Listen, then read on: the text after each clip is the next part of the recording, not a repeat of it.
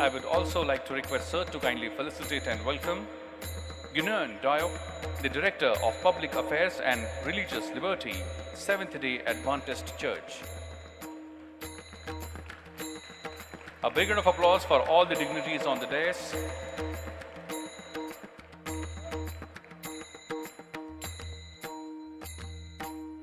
Thank you very much. My friends, next important person on the panel we have to discuss this topic is Ganoune Diop, the Director of Public Affairs and Religious Liberty at Seventh-day Adventist Church. He is a prominent Seventh-day Adventist leader known for his work in interfaith dialogue, religious freedom advocacy, and global humanitarian efforts. He held significant positions within the Seventh-day Adventist Church and was actively engaged in various international initiatives. Dr. Diop served as the Director of Public Affairs and Religious Liberty for the Seventh-day Adventist World Church. In this role, he played a key role in advocating for the religious freedom, promoting dialogue among the different religious groups, and addressing issues related to human rights and social justice. Please put your hands together and welcome with a round of applause, Dr. Ganoune Diop. Thank you so very much for your kind words of introduction. I would like to also honor our distinguished leaders here. Mr. Cole Durham, thank you so much for the invitation. I would like to take you back to 1948. Something significant happened.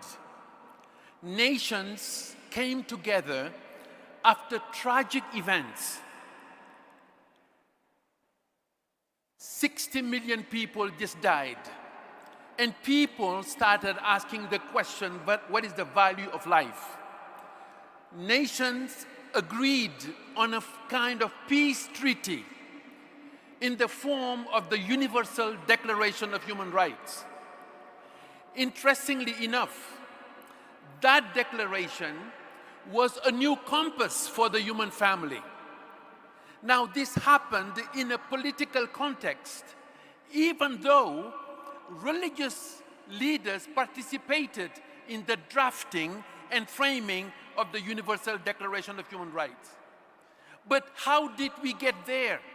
It took a crisis of certain magnitude, the death, as I said, of 60 million people, to motivate people to choose another path. But one has to go back, and I will take you back to now 1648. What happened?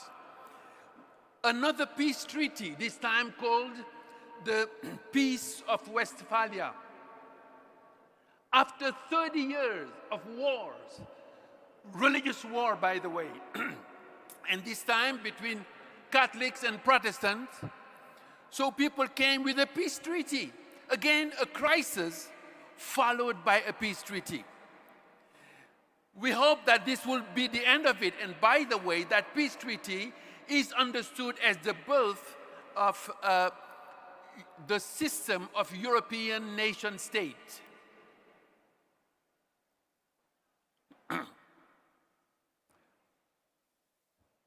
That peace did not last because it was not universal, it was not comprehensive, and it was not inclusive. It was in the context of Europe. Fast forward to 1918. This time, the treaty, a peace treaty, Versailles. Again, the League of Nations was formed. Interestingly enough, that peace did not last either. Now, we could fast forward, of course, to 1948, Universal Declaration of Human Rights. Will this peace last? Since that time, there were several wars between nations, even as we speak right now. Peace was at the heart of the United Nations. Now think about the three pillars of the UN. The first pillar, this was a consensus of nations. The first pillar was peace and security. Second pillar, justice and development. Third pillar, human rights, and actually freedom from fear, freedom from want, and freedom to live in dignity. Peace is at the heart of it all, but somehow peace has been elusive. It could be that today a new peace treaty is needed. Again, comprehensive.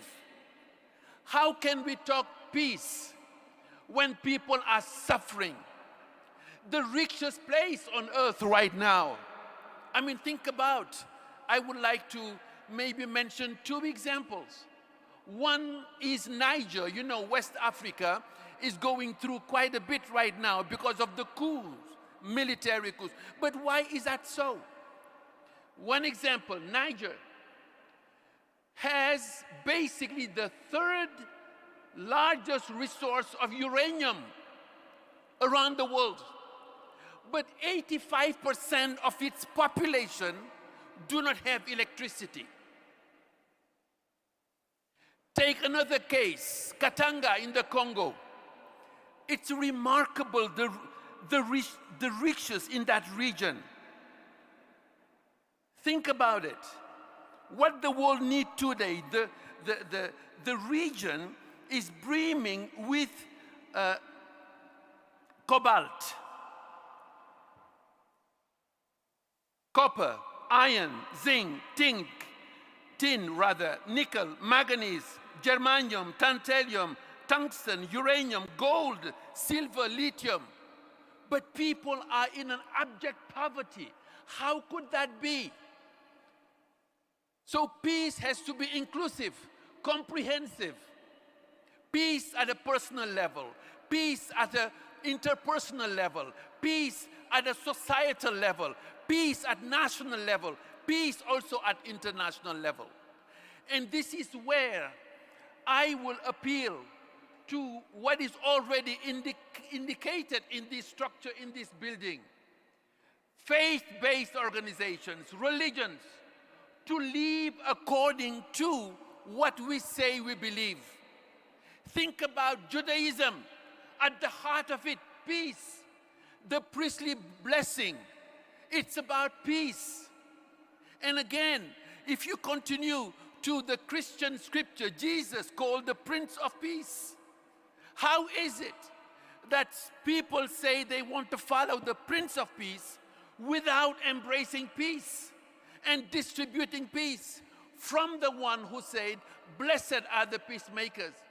You take the case of Islam, the same thing, even the word Islam from salam, peace, and so many words connected to this. Salam, peace, salute, salutation. Silm, peace, opposed to war. Salama, to give, to greet, to agree. Salima, to be saved, escape.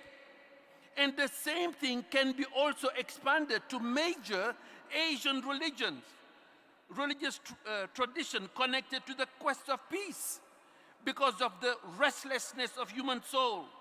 Release from reincarnation, samsara, peace. Moksha in Hinduism, connected to peace. Nirvana in Buddhism. And when we think about even the three jewels, whether wisdom, compassion, harmlessness, they are all connected to peace. So religions have something to bring to the table when it comes to peace.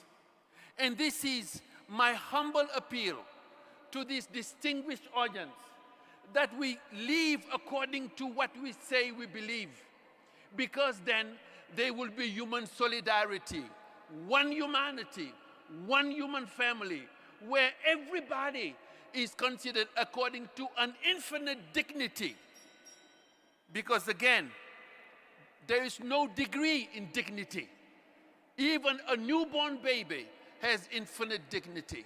But somehow, we would like to focus on domination, putting people above others. That cannot foster peace. So maybe We need a new peace treaty where religious people get deeply involved. When people are sick, healing will come in solidarity, whether COVID or any other disease. If there is conflict, again, the passion for reconciliation and the love for the whole human family. May peace prevail. Please put your hands together and give a big round of applause, my friends. And I think we should give a standing ovation to Dr.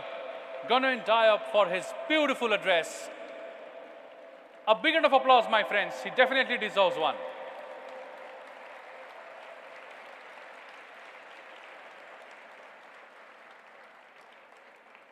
Thank you very much. And what a good fortune that we are